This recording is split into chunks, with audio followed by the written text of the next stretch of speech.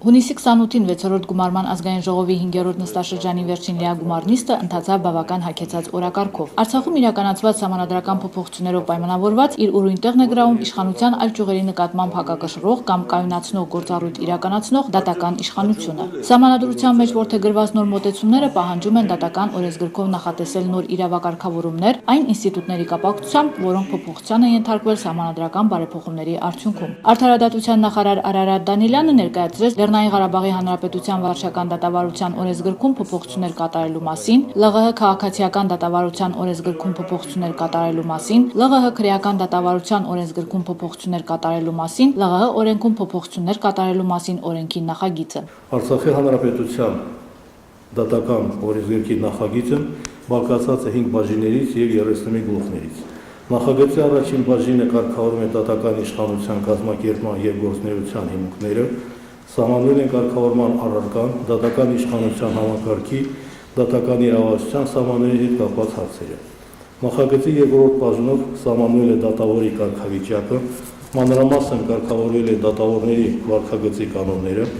նախագծով կարգավորվել է դատավորների գործունեության գնահատման հարցերը, եւ որպես դատավորների գործունեության գնահատման նպատակն առանձնացվել է միայն դատավորների առաջխաղացման ենթակա դատավորների տեխնացուների ցուցակները կազմելիս լավագույն տեխնացուների ընտրությանը նպաստել։ Նախագծի երրորդ բաժինը նվիրված է դատական իշխանության ինքնակառավարմանը, որպես դատական իշխանության ինքնակառավարման մարմիններ առանձնացվել է դատավորների ընդհանուր ժողովը, Բարձրագույն դատական խորհուրդը, դատարանների նախագահների խորհուրդը։ Պետական կենսաթոշակների մասին ԼՂ օրենքում փոփոխություններ եւ լրացումներ կատարելու մասին օրենքի նախագիծը ներկայացրեց Աշխատանքի եւ սոցիալական հարցերի նախարար Սամվել Ավանեսյանը, ով արկա առաջարկությունները պայմանավորում է իրավակիրառման ընթացքում առաջացած խնդիրների լուծման անհրաժեշտությամբ։ Նախագծով առաջարկվում է կենսաթոշակ նշանակելու համար օրենքով սահմանված աշխատանքային ստաժի առկայության դեպքում 1992 թվականի սեպտեմբերի 1-ից մինչև 1994 թվականի մայիսի 1-ը Լեռնային Ղարաբաղի Հանրապետության զինված ուժերում զինծառայության, ինչպես նաև 1978 թվականի հունվարի 1-ից մինչև 1990 թվականի դեկտեմբերի 1-ը Չեռնոբիլի ատոմային էլեկտրակայանի վթարի հետևանքների վերացման աշխատանքների զինծառայողների մասնակցության ժամանակահատվածները աշխատանքային ստաժում հաշվառել 1.5 չափով։ Բացի այդ, առաջարկում է սահմանել, որ ԽՍՀՄ եւ Լեռնային Ղարաբաղի Հանրապետության ուժային մարմիններում զինվորական ծառայության ժամանակահատվածները անձի աշխատանքային ստաժում հաշվառվում են անկախ պարտադիր կենսաթոշակային սոցիալական ապահովության ենթակա լինելու եւ սոցիալական վճար կատարելու հանգամանքից։ Օրինագծով նաև առաջարկվում է կենսաթոշակը վերահաշվարկելու համար սահմանել կենսաթոշակի գործում կեղծ կամ ընդհակառակը կենսաթոշակի չափ ավելացնելու հիմք տվող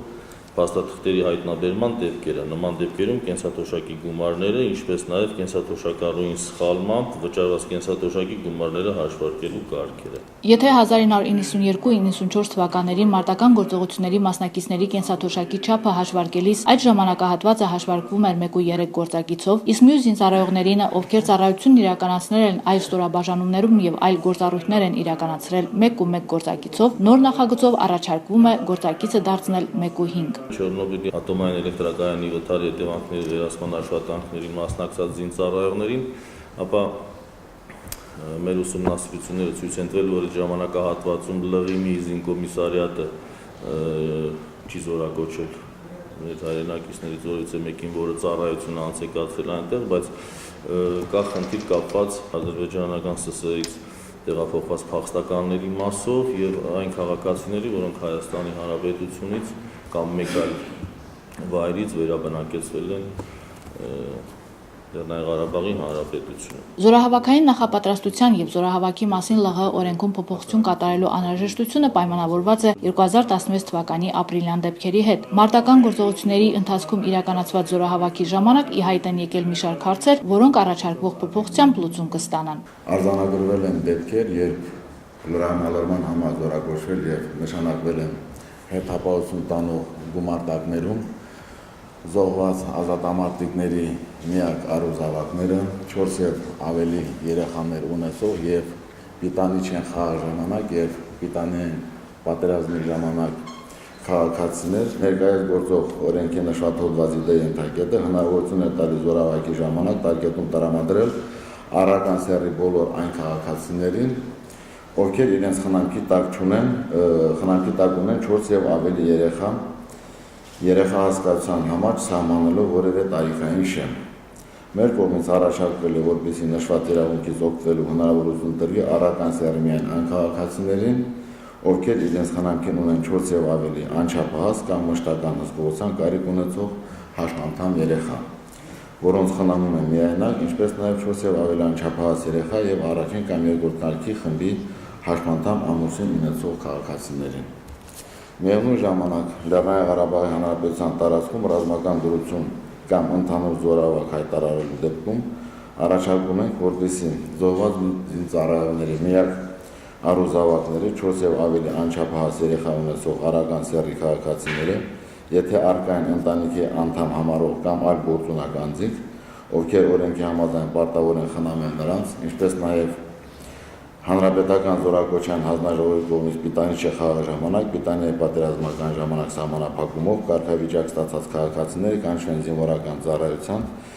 եւ նշանակվեն թիկունքային եւ տեխնիկական ապահովման ստորաբաժանումներում։ Օրենքի երկու նախագծերն են միաձայն ընդունվեցին։ Ազգային ժողովի հունիսի 28-ի նիստում երկրորդ ընթերցմամբ ընդունվեց Արցախի Հանրապետության ազգային ժողովի պատգամավորի գործունեության երաշխիքների մասին օրենքը, ինչպես նաև Արցախի Հանրապետության ազգային ժողովի աշխատակարգի մասին որոշումը։ Սահմանված կարգով գործադիր իշխանությունը Արցախի Հանրապետության խորհրդարանի քննարկմաններ ներկայացրել նաև ԼՂՀ 2016 թվականի պետական բյուջեի կատարման մասին հաշվետվությունը։ Խորհրդարանի նիստում 2016 թվականի ցուցանիշներին է անդրադարձել ֆինանսների նախարար Սպարտակ Թևոսյանը։ Անցած տարի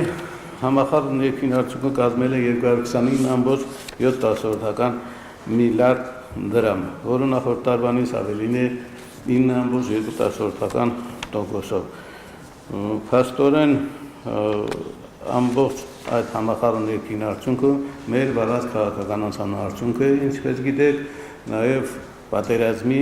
ապրիլյան պատերազմի հետևանքները երկուզև ազդել են, բայց այնուամենայնիվ մեզ հաջողվել է 9.2%-ի աճ ապահովել։ Մեկ ընկնող հնան կազմել է 1.577.000 դրամ, որը նախորդ տարվանից ավել է 9.3%-ով։ Այսպես 16 թվականին այսպիսի մակրոտնտեսական ցուցանիշների արդյունքում մենք մեծ հնարավորություն է ընձեռնել հավաքագրել 33 միլիարդ 711.1 միլիոն դրամի գումարներ, որը նախատեսված է 95.6%-ի չափով, բայց անցած տարվանից ավելի է։ Պատգամավոր Գագիկ Բաղունցին հետաքրքրում էր, թե ներմուծվող գազի գնման 75 դրամ արժեքին զուգահեռ բնակչությանը վաճառվում է 111 դրամով, արդյոք հնարավոր չէ գինը վերանայել, ինչին ի պատասխան։ Վաճառքի գինը նույնիսկ հնարավորություն չի ստեղծում, որպեսզի այն ներդրումները, որ մենք պարտավորացնում ենք պարզապես այդ տնտեսվարող սուբյեկտին իրականացնի նոր ներդրումներ, որպեսզի իր ներդրումները